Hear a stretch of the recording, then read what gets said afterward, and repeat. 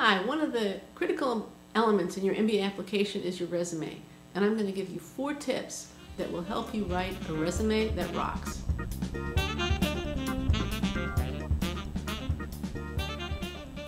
Hello, this is Linda Abraham with Ion Admissions. At this point in time, I assume that you have your GPA from your undergraduate studies. You perhaps I hope you have a GMAT or GRE test score, and you are wondering what you can do that will help your MBA application when it actually comes time to filling out the forms, answering the essay questions, and providing the information that the schools want. But that time hasn't come yet, or perhaps the applications are out, but you're only planning to really apply in the second round. In either case, there's one thing that you can really check off your to-do list early, and that's your resume. And I want to give you 4 tips based on what I've seen done right and wrong over 20 years as an MBA admissions consultant that can help you really nail your resume. So, the first item I want to suggest, and this is based on advice, almost unanimous advice from various MBA admissions directors that I've spoken to, is that you keep your resume to 1 page. Ooh, that's hard. I know it's hard. But that's what the admissions directors really want. So this is a case where less is truly more. There are occasionally exceptions. Don't assume it's you. Try and keep your resume to 1 very legible, well laid out, with lots of white space page. 2, don't waste space describing responsibilities that can be assumed from your job title. What do I mean?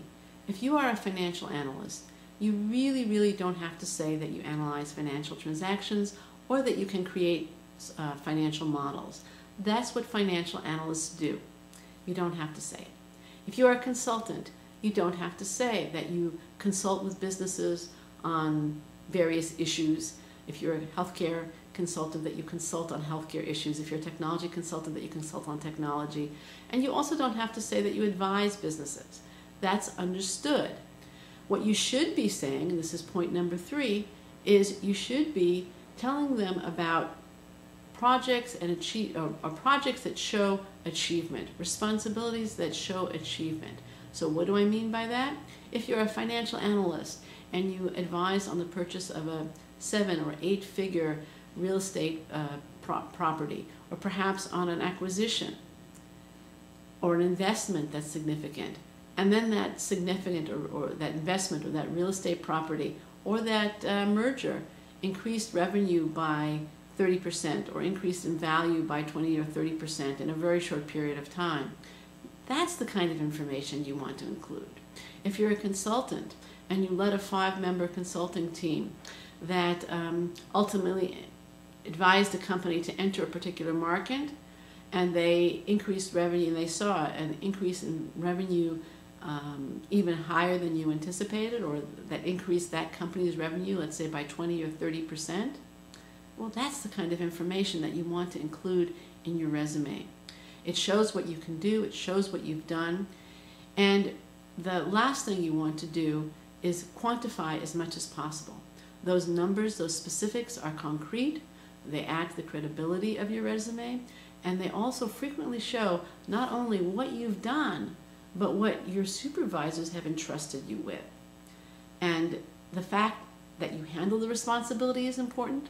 The fact that somebody entrusted you with that kind of responsibility is also important and significant in your resume.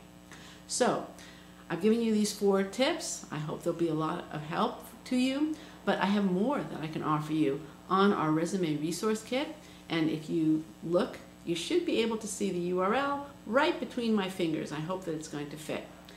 I also want to suggest to you that while you can check the resume off your to-do list, we have our MBA action plan, and again, the URL should be right between my fingers, right between my hands rather, and that can give you advice or give you to-dos. That's exactly what it's about, an action plan for the months before you apply. This is Linda Abraham with Ion Admission. Good luck with your MBA application. Thank you very much for listening.